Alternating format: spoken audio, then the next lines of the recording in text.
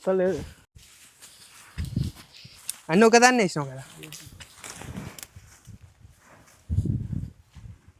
చిన్నగా తెంపినాం మనం కొన్ని. 4-5 పంటలు ఈడొకటి 4. బస్తా నీకు పోతున్నా.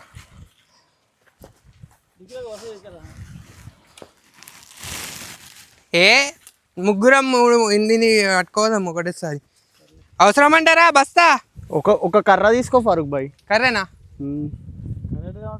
ఆడుంది చూడు. నువ్వే ఎక్స్పీరియన్స్ పర్సన్ గా. ఏవి 4 పండిందా సందీప్? అది పండినట్టుంది సందీప్.